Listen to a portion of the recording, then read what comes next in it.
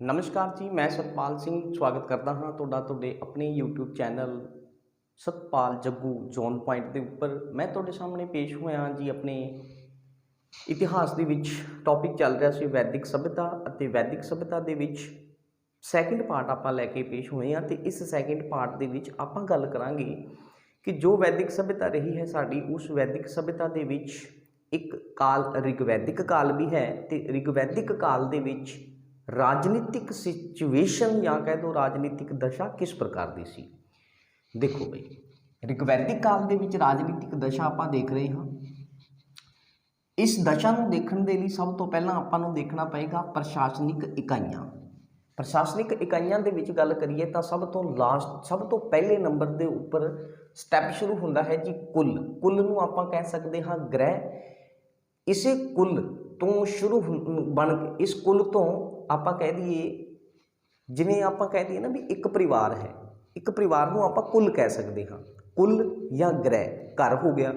हुण मतलब की है जी कुल इसनों आप जड़ा इसका प्रधान है उसनों कहांगे कुलप या कुलपति या कुलपति। ठीक है, देखो कुल सब तो छोटी इकाई है परिवार। परिवार है, परिवार का मुखी जिहड़ा है उसनों आप की बोलांगे कुलप या कुलपति। कुलपति की है या कुलप की है तो यह है परिवार का मुखी। प्रशासन की सब तो छोटी इकाई कुलप नूं ही मन्निया गया है या कुल नूं ही मन्निया गया है।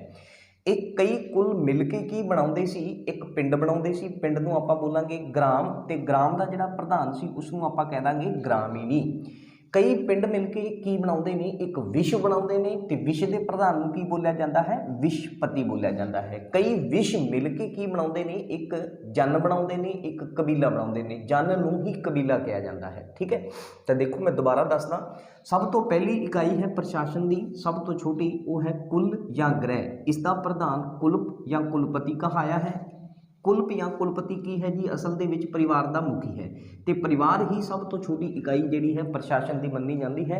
अज भी प्रशासन की इकाई सब तो छोटी जिहड़ी है वो परिवार ही है। कुल कई कुल मिलके एक ग्राम बनाउंदे ने, कई ग्राम विश बनाउंदे ने, कई विश मिलके एक जन या एक कबीले नूं बनाउंदे ने। एक जन या कबीला जिहड़ा है वो सब तो वड्डी इकाई मन्निया जाता है प्रशासन दी रिगवैदिक काल दे विच। आ जिहड़ा जन या कबीला है इसका जिहड़ा प्रधान हुंदा है जी उसनूं बोलिया जाता है राजा या इसनूं तुसीं गोप कह सकते हो। इसे नूं जन सहगोपा भी बोलिया गया है। इसे नूं पुरभेता भी कह सकते हो। इसनूं तुसीं गोप भी कह सकते हो।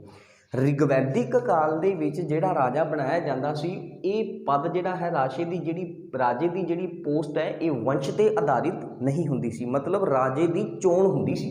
ठीक है, दोबारा देखो पहला कुल है, कुल तो ग्राम, ग्राम तो विश, विश तो जन। विश का प्रधान विशपति, ग्राम का प्रधान ग्रामीणी, कुल या ग्रह का प्रधान जिहड़ा है जी वो कुलप या कुलपति है जो परिवार का मुखी है, सब तो छोटी इकाई है। जन सब तो वड्डी इकाई है जिसका आप कह सकते हाँ राजा या गोप जन जन सहगोपा जिहड़ा है वो इसका प्रधान है। जन सहगोपा का की मतलब हुंदा है जी जन सहगोपा का आप अगर मतलब लैके चलीए तो की होएगा साडे कोले ये हो जाएगा जी कबीले का रक्षक। जन सहगोपा किसनूं कहा जाता है जी जो कबीले का रक्षक है। ठीक है, कबीले का जिहड़ा रक्षक है उसे नूं आपां जन सहगोपा बोलांगे। पुरभेता, पुरभेते का मतलब की हुंदा है जी पुरभेता का मतलब हुंदा है नगरां नूं जितण वाला। पुरभेता का मतलब नगरां नूं जितण वाला। तो ये सारा कॉन्सैप्ट तुसीं समझ लिया। प्रशासन दीयां इकाइयां आपां देख लियां। हुण अगर आपां गल करिए जिहड़ा राजा है इस राजे का हुंदा सी राज तिलक। राजे की जिहड़ी पोस्ट है ना वो वंश ते आधारित नहीं है। राजे का हुंदा सी राज तिलक ते राज तिलक जिहड़ा है उस दे विच भाग लैंदी सी रतनी। हुण रतनी की है तो रतनी प्रमुख अधिकारी राजे के जिहड़े प्रमुख अधिकारी ने उन्होंने रतनी ही बोलिया जाता सी। प्रमुख रतनी जिन्ने भी रतनी सी उन्होंने रतनी देखो वैसे अगर पूछ लिया जाए रिगवैदिक काल के विच किन्ने रतनी सी तो उन्होंने संख्या है 12। 12 के विचों सब तो प्रमुख रतनी जिहड़ा सी ना वो सीगा रथकार। रथकार जिहड़े रथ बनाउंदे ने। ठीक है, अच्छा राजे दीयां जिहड़ियां शक्तियां सी रिगवैदिक काल दे विच या कह दो जिहड़े उसके अधिकार सीगे वो की सीगे सीमित सी। मतलब की है जी वो घट सी। राजे दीयां शक्तियां या अधिकार जिहड़े सी वो लिमिटेड सीगे। लिमिटेड सी मतलब उन्होंने कंट्रोल किया जाता सी ते कंट्रोल किया जाता सी 3 संस्थावां दे द्वारा। वो 3 संस्थावां सी एक तां सी सभा, एक सी समिति, एक सी विद्वत। विद्युत सब तो प्राचीन है, उत्तर वैदिक काल ਦੇ ਵਿੱਚ ਜਾ ਕੇ ਇਸ ਨੂੰ ਖਤਮ ਕਰ ਦਿੱਤਾ ਗਿਆ ਸੀ। ਠੀਕ ਹੈ, ਹੁਣ ਦੇਖੋ ਸਭਾ ਦਾ ਜ਼ਿਕਰ ਰਿਗਵੇਦ ਦੇ ਵਿੱਚ 8 ਵਾਰ ਹੈ, ਸਮਿਤੀ ਦਾ ਜ਼ਿਕਰ 9 ਵਾਰ ਹੈ, ਵਿਦਿਅਤ ਦਾ ਜ਼ਿਕਰ 122 ਵਾਰ ਹੈ। ਹੁਣ ਦੇਖੋ ਜਿਹੜਾ ਰਾਜਾ ਹੈ ਇਸ ਰਾਜੇ ਦੀ ਰਾਣੀ ਵੀ ਹੈ ਤੇ ਰਾਜੇ ਦੀ ਜਿਹੜੀ ਰਾਣੀ ਹੁੰਦੀ ਸੀ ਉਸ ਨੂੰ ਕਿਹਾ ਜਾਂਦਾ ਸੀ ਮਹੀਸ਼ੀ। ਠੀਕ ਹੈ, ਉਹ ਮਹੀਸ਼ੀ ਕਹਾਉਂਦੀ ਸੀ ਤੇ ਪ੍ਰਸ਼ਾਸਨ ਦੇ ਵਿੱਚ ਰਾਜੇ ਨੂੰ ਸਲਾਹ ਦੇਣ ਦਾ ਕੰਮ ਕਰਦੀ ਸੀ। ਮਤਲਬ ਜੋ ਵੀ ਐਡਮਿਨਿਸਟ੍ਰੇਟਿਵ ਵਰਕ ਹੈਗੇ ਨੇ ਉਹਨਾਂ ਦੇ ਵਿੱਚ ਜੋ ਸਲਾਹ ਦਿੱਤੀ ਜਾਂਦੀ ਸੀ, ਰਾਏ ਮਸ਼ਵਰਾ ਜਿਹੜਾ ਹੈ ਰਾਜਾ ਉਹ ਆਪਣੀ ਰਾਣੀ ਦੇ ਨਾਲ ਕਰਦਾ ਸੀ, ਉਸ ਨੂੰ ਰਾਏ ਦਿੰਦੀ ਸੀ। ਅੱਜ ਵੀ ਘਰਾਂ ਦੇ ਵਿੱਚ ਆਮ ਦੇਖੋ ਇੱਕ ਜਿਹੜਾ ਆਦਮੀ ਹੈ ਉਹ ਆਪਣੀ ਪਤਨੀ ਤੋਂ ਰਾਏ ਮਸ਼ਵਰਾ ਲੈ ਹੀ ਲੈਂਦਾ ਵੀ ਆਪਾਂ ਆਹ ਕੰਮ ਕਰਨਾ ਕਰੀਏ ਕਿ ਨਾ ਕਰੀਏ, ਹੈ ਨਾ, ਇਸ ਤਰੀਕੇ ਨਾਲ। ਸਮਿਤੀ ਦੀ ਗੱਲ ਕਰੀਏ ਤਾਂ ਸਮਿਤੀ ਜਿਹੜੀ ਹੈ ਅੱਜ ਦੀ ਜਿਹੜੀ ਸਾਡੀ ਲੋਕ ਸਭਾ ਹੈ ਤੁਸੀਂ ਉਸ ਨੂੰ ਕੰਪੈਟੇਬਲ ਮੰਨ ਸਕਦੇ ਹੋ, ਥੋੜਾ ਸੌਖਾ ਹੋ ਜਾਏਗਾ। ਜਿਵੇਂ ਆਪਣੇ ਦੇਸ਼ ਦਾ ਪ੍ਰਧਾਨ ਕੌਣ ਹੈ ਜੀ, ਜਿਵੇਂ ਪ੍ਰਧਾਨ ਮੰਤਰੀ ਹੋ ਗਿਆ, ਹੈ ਨਾ, ਮੋਦੀ ਜੀ ਹੋ ਗਏ, ਤਾਂ ਉਹਨਾਂ ਨੂੰ ਕਿਸ ਨੇ ਚੁਣਿਆ ਹੈ, ਲੋਕ ਸਭਾ ਦੇ ਵਿੱਚ ਉਹਨਾਂ ਨੂੰ ਬਹੁਮਤ ਮਿਲਿਆ ਹੈ। ਸੇਮ ਉਸੇ ਪ੍ਰਕਾਰ ਦੀ ਗੱਲ ਹੈ ਕਿ ਸਮਿਤੀ ਜਿਹੜੀ ਹੈ ਇਹ ਲੋਕ ਸਭਾ ਦੇ ਕੰਪੈਟੇਬਲ ਹੈ। ਰਾਜੇ ਦੀ ਚੋਣ ਸਮਿਤੀ ਦੇ ਦੁਆਰਾ ਕੀਤੀ ਜਾਂਦੀ ਸੀ ਤੇ ਸਮਿਤੀ ਦਾ ਜਿਹੜਾ ਪ੍ਰਧਾਨ ਹੈ ਜੀ ਇਸ ਨੂੰ ਬੋਲਿਆ ਜਾਂਦਾ ਹੈ ਈਸਾਨ। ਸਭਾ ਦੇ ਨਾਲੋਂ ਸਭ ਤੋਂ ਜ਼ਿਆਦਾ ਜਿਹੜਾ ਮਹੱਤਵ ਹੈ ਨਾ ਉਹ ਇਸ ਸਮਿਤੀ ਦਾ ਹੈ। ਦੇਖੋ 2 ਸਦਨ ਨੇ ਆਪਣੇ ਭਾਰਤ ਦੇ ਵਿੱਚ, ਇੱਕ ਰਾਜ ਸਭਾ ਹੈ, ਇੱਕ ਲੋਕ ਸਭਾ ਹੈ।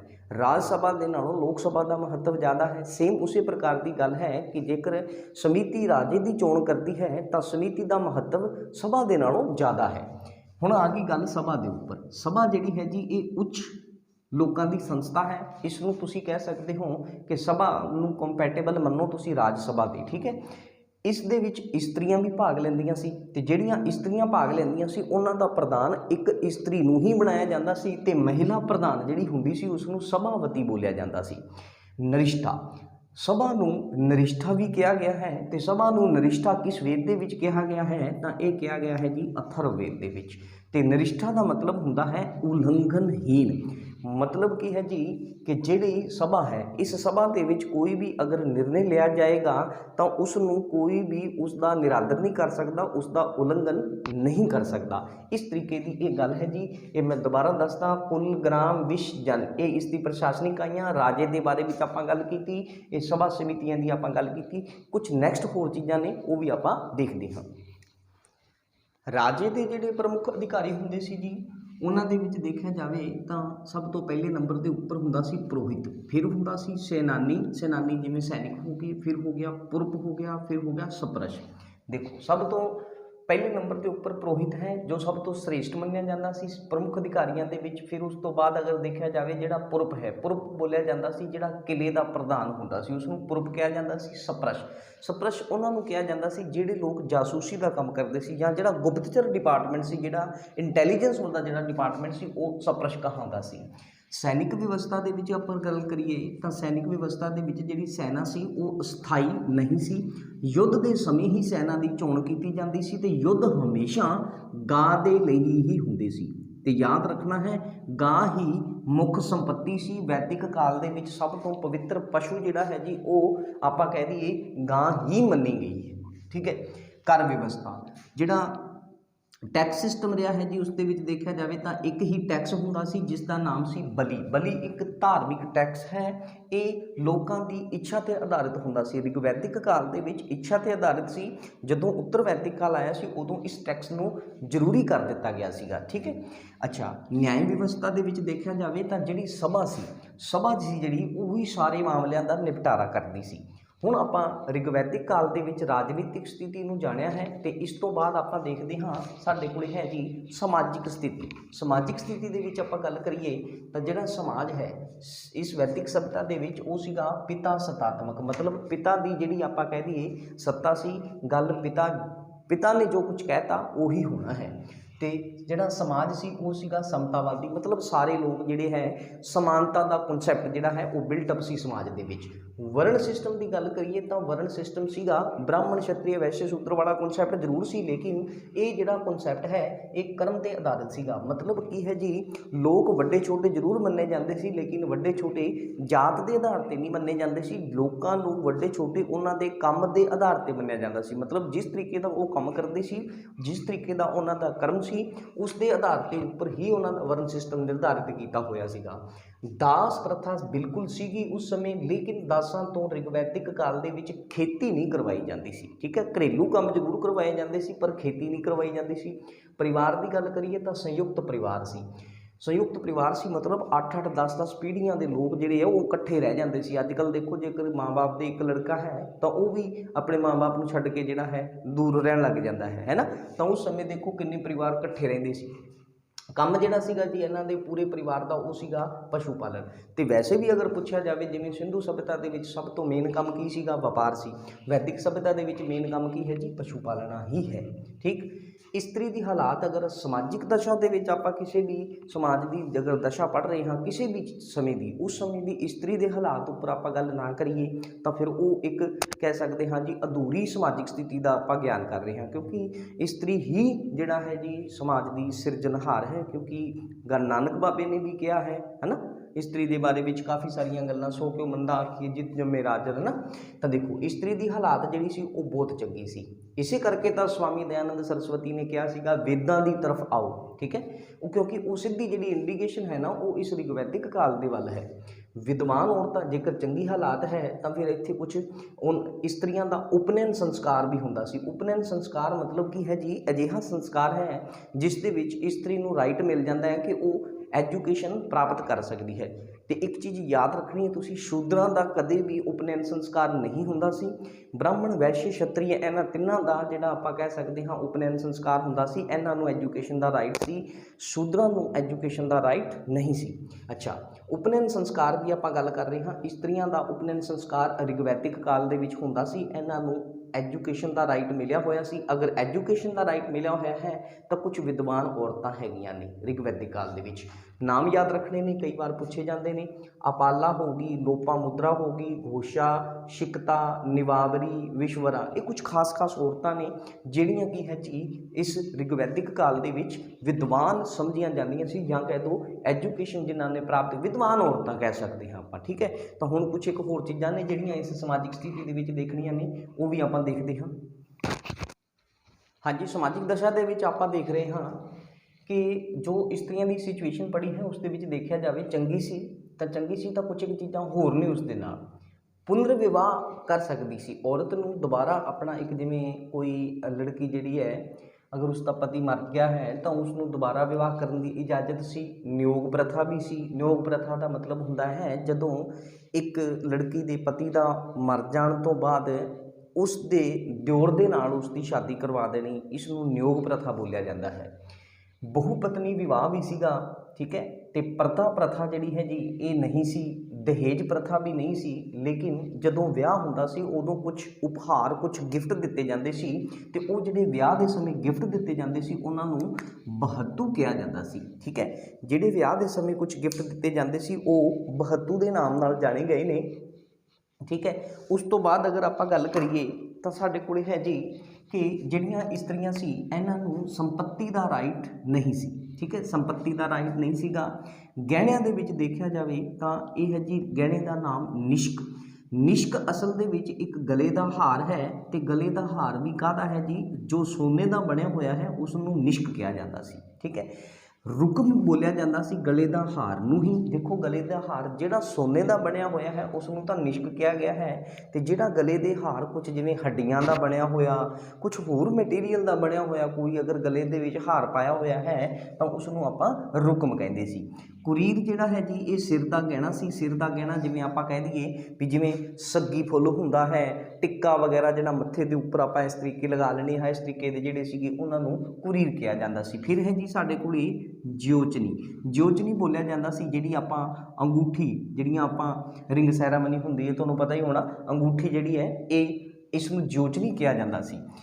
ਤਾਂਬਾ ਅਤੇ ਕਾਂਸਾ। ਤਾਂਬਾ ਅਤੇ ਕਾਂਸਾ ਜਿਹੜਾ ਹੈ ਇਸ ਨੂੰ ਆਇਸ ਦੇ ਨਾਮ ਨਾਲ ਜਾਣਿਆ ਗਿਆ ਹੈ। ਚਾਂਦੀ ਅਤੇ ਲੋਹੇ ਦਾ ਕਿਸੇ ਵੀ ਪ੍ਰਕਾਰ ਦਾ ਕੋਈ ਵੀ ਸਾਨੂੰ ਰਿਗਵੇਦ ਦੇ ਵਿੱਚ ਜ਼ਿਕਰ ਨਹੀਂ ਮਿਲਦਾ। ਹੁਣ ਗੱਲ ਕਰੀਏ ਸਮਾਜ ਦੇ ਵਿੱਚ ਤਾਂ ਭੋਜਨ ਦੇ ਉੱਪਰ ਭੋਜਨ ਜਿਹੜਾ ਸੀਗਾ ਸ਼ਾਕਾਹਾਰੀ ਅਤੇ ਮਾਸਾਹਾਰੀ ਦੋਨੋਂ ਪ੍ਰਕਾਰ ਦਾ ਭੋਜਨ ਜਿਹੜਾ ਹੈ ਜੀ ਉਸ ਸਮੇਂ ਦੇ ਲੋਕ ਸੇਵਨ ਕਰਦੇ ਸੀ।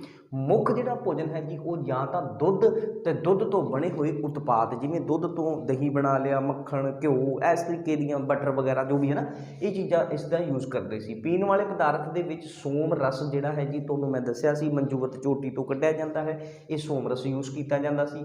ਗਾਂ ਜਿਹੜਾ ਹੈ ਜੀ ਇਹ ਇੱਕ ਪਵਿੱਤਰ ਪਸ਼ੂ ਮੰਨਿਆ ਗਿਆ ਹੈ, ਇਸ ਕਰਕੇ ਆਪਾਂ ਕਹਿ ਸਕਦੇ ਹਾਂ ਇਹ ਧੰਨੇ ਵੀ ਕਹਾਇਆ ਹੈ। ਇਹ ਧੰਨੇ ਦਾ ਮਤਲਬ ਹੁੰਦਾ ਹੈ ਅਜਿਹਾ ਜਾਨਵਰ ਜਾਂ ਅਜਿਹਾ ਕੋਈ ਵੀ ਜਾਨਵਰ ਜਿਸ ਨੂੰ ਨਾ ਮਾਰਿਆ ਜਾ ਸਕੇ ਜਾਂ ਜਿਸ ਨੂੰ ਨਾ ਮਾਰਿਆ ਜਾਂਦਾ ਹੋਵੇ, ਜਾਂ ਆਪਾਂ ਕਹਿ ਸਕਦੇ ਹਾਂ ਨਾ ਮਾਰੇ ਜਾਣ ਵਾਲਾ ਜਿਹੜਾ ਜਾਨਵਰ ਹੈ ਉਸ ਨੂੰ ਆਪਾਂ ਇਹ ਧੰਨੇ ਕਹਿੰਦੇ ਹਾਂ। ਠੀਕ, ਹੁਣ ਦੇਖੋ ਮਨੋਰੰਜਨ ਦੇ ਵਿੱਚ ਕੀ ਕੀਤਾ ਹੈ ਜੀ ਇਹਨਾਂ ਨੇ। ਮਨੋਰੰਜਨ ਦੇ ਵਿੱਚ ਇਹਨਾਂ ਨੇ ਰੱਥ ਦੌੜ ਹੋ ਗਿਆ, ਘੋੜ ਦੌੜ ਹੋ ਗਿਆ, ਸੰਗੀਤ, ਨਾਚ, ਪਾਸਾ, ਇਸ ਤਰੀਕੇ ਦੇ ਇਹਨਾਂ ਨੇ ਕੁਝ ਜਿਹੜੇ ਸਾਧਨ ਅਪਣਾਏ ਨੇ ਆਪਣੇ ਮਨੋਰੰਜਨ ਦੇ ਲਈ। ਪੂਰੀ ਉਮਰ ਸਮਾਜ ਦੇ ਵਿੱਚ ਜਿਹੜੀ ਲੜਕੀ ਕੁਆਰੀ ਰਹਿੰਦੀ ਸੀ ਹੈ ਨਾ, ਜਿਹੜੀ ਲੜਕੀ ਨੇ ਪੂਰੀ ਉਮਰ ਵਿਆਹ ਨਹੀਂ ਕਰਵਾਉਣਾ, ਉਸ ਨੂੰ ਕੀ ਕਿਹਾ ਜਾਂਦਾ ਸੀ? ਮਾਜੂ। ਇਹ ਕੁਐਸਚਨ ਕਈ ਵਾਰ ਬਣਿਆ ਹੈ। ਕੱਪੜੇ ਜਿਹੜੇ ਯੂਜ਼ ਕੀਤੇ ਜਾਂਦੇ ਸੀ ਜੀ, ਦੇਖੋ ਇੱਕ ਹੁੰਦਾ ਸੀ ਨੀਵੀ, ਇੱਕ ਹੁੰਦਾ ਸੀ ਵਾਸ, ਇੱਕ ਹੁੰਦਾ ਸੀ ਅਧਿਵਾਸ, ਇੱਕ ਹੁੰਦਾ ਸੀ ਊਸ਼ਨੀਏ। ਹੁਣ ਧਿਆਨ ਦੇ ਨਾਲ ਸਮਝਣਾ, ਕੱਪੜੇ ਜਿਹੜੇ ਸੀ ਨੀਵੀ ਨੂੰ ਆਪਾਂ ਕਵਾਂਗੇ ਅਧੋ ਵਸਤਰ ਵੀ ਕਿਹਾ ਜਾਂਦਾ ਸੀ। ਅਧੋ ਵਸਤਰ ਮਤਲਬ ਜਿਹੜੇ ਸਰੀਰ ਦੇ ਹੇਠਲੇ ਭਾਗ ਦੇ ਵਿੱਚ ਪਾਏ ਜਾਂਦੇ ਸੀ ਉਹਨਾਂ ਨੂੰ ਨੀਵੀ ਕਿਹਾ ਜਾਂਦਾ ਸੀ। ਵਾਸ ਨੂੰ ਉਤਰੀਏ ਵੀ ਬੋਲਿਆ ਜਾਂਦਾ ਸੀ, ਤੇ ਉਤਰੀਏ ਉਹ ਵਸਤਰ, ਉਹ ਕੱਪੜਾ ਸੀ ਜਿਹੜਾ ਮੱਧ ਭਾਗ ਦੇ ਵਿੱਚ ਪਾਇਆ ਜਾਂਦਾ ਸੀ। ਠੀਕ ਹੈ।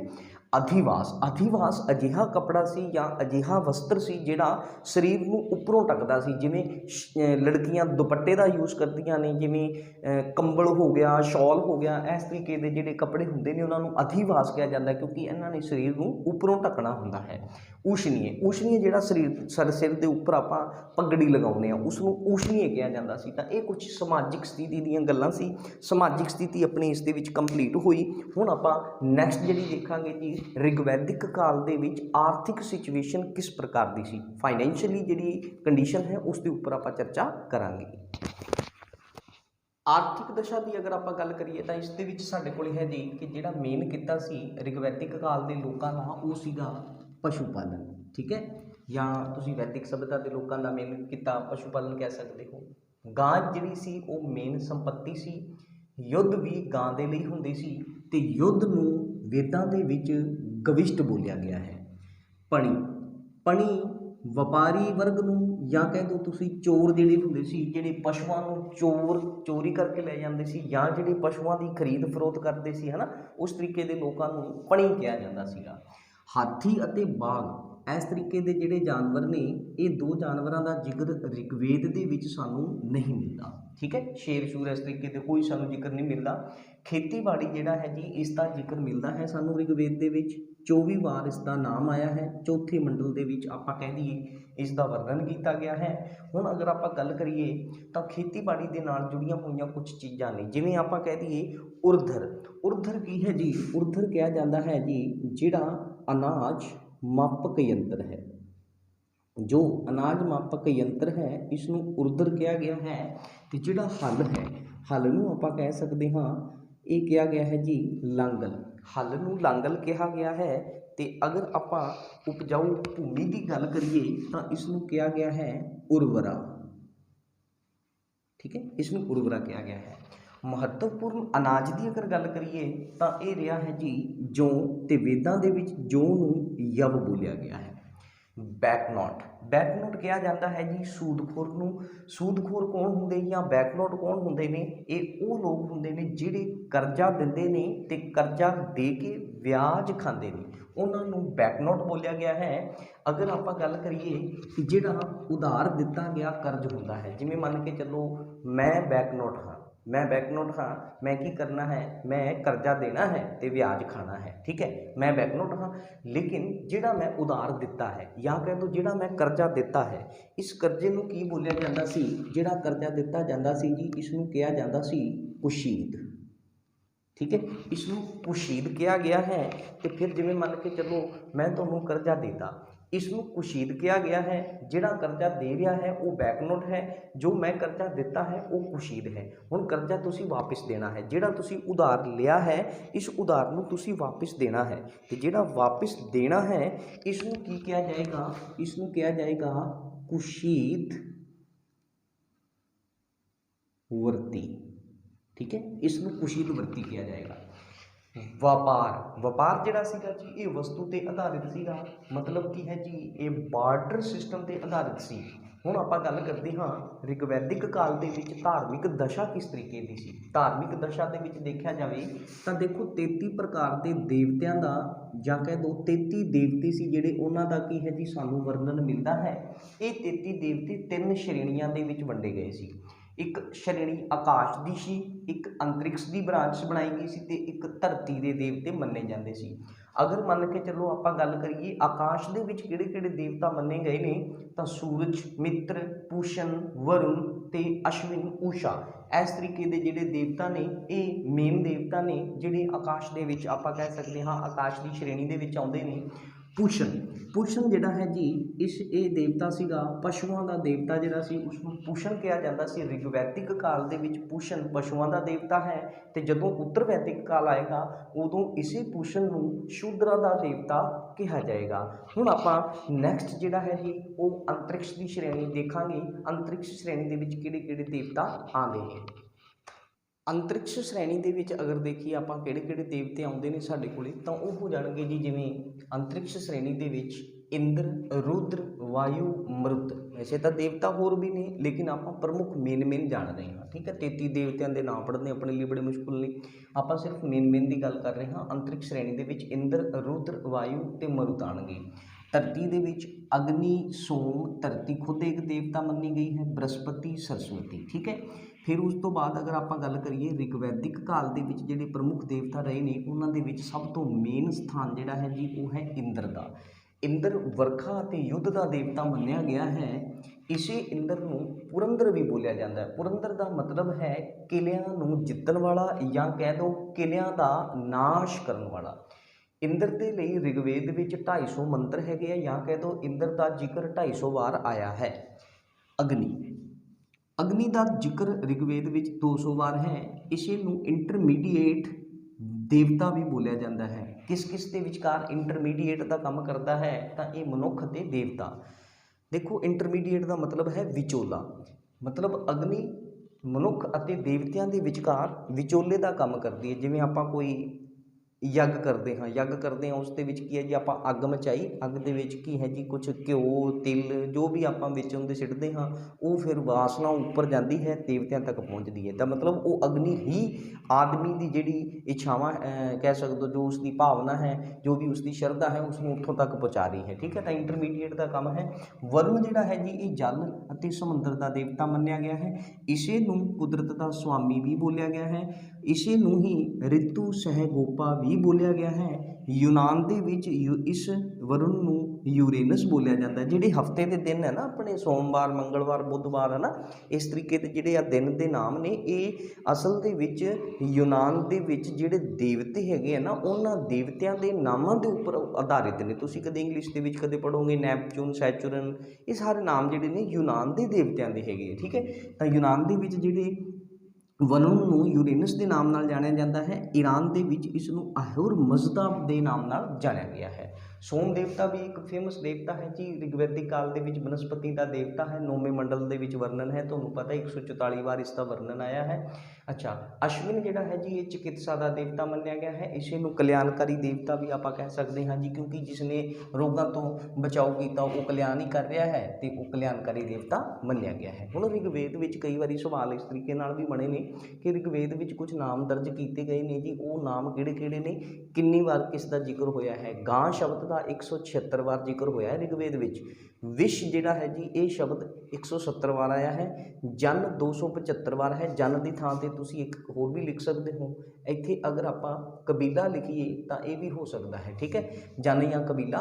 ਪਿਤਾ ਦਾ ਜਿਹੜਾ ਜ਼ਿਕਰ ਹੈ ਜੀ 335 ਵਾਰ ਹੈ। ਮਾਤਾ ਦਾ ਜ਼ਿਕਰ 234 ਵਾਰ ਹੈ। ਰਾਸ਼ਟਰ ਸ਼ਬਦ 10 ਵਾਰ ਹੈ। ਰਾਜਾ ਸ਼ਬਦ 1 ਵਾਰ, ਵਿਸ਼ਨੂੰ ਸ਼ਬਦ 10 ਵਾਰ, ਧਰਤੀ 1 ਵਾਰ, ਬ੍ਰਹਸਪਤੀ 11 ਵਾਰ, ਬ੍ਰਾਹਮਣ 15 ਵਾਰ, ਵੈश्य 1 ਵਾਰ, ਛਤਰੀ 9 ਵਾਰ ਤੇ ਸ਼ੂਦਰ ਸ਼ਬਦ ਇੱਕ ਵਾਰ ਜਿਹੜਾ ਹੈ ਜੀ ਰਿਗਵੇਦ ਵਿੱਚ ਵਰਣਨ ਕੀਤਾ ਗਿਆ ਹੈ। ਤਾਂ ਇਸ ਕਲਾਸ ਦੇ ਵਿੱਚ ਆਪਾਂ ਰਿਗਵੈਦਿਕ ਕਾਲ ਦੀਆਂ ਜਿੰਨੀਆਂ ਵੀ ਸਿਚੁਏਸ਼ਨ ਸੀਗੀਆਂ, ਧਾਰਮਿਕ, ਰਾਜਨੀਤਿਕ, ਆਰਥਿਕ ਜੋ ਵੀ ਸੀਗੀਆਂ ਉਹ ਸਾਰੀਆਂ ਆਪਾਂ ਪੜ੍ਹ ਲਈਆਂ। ਨੈਕਸਟ ਕਲਾਸ ਦੇ ਵਿੱਚ ਆਪਾਂ ਉੱਤਰ ਵੈਦਿਕ ਕਾਲ ਦੀਆਂ ਜਿਹੜੀਆਂ ਸਿਚੁਏਸ਼ਨਸ ਹੈਗੀਆਂ ਨੇ ਉਹਨਾਂ ਦੇ ਬਾਰੇ ਵਿੱਚ ਆਪਾਂ ਗਿਆਨ ਹਾਸਿਲ ਕਰਾਂਗੇ।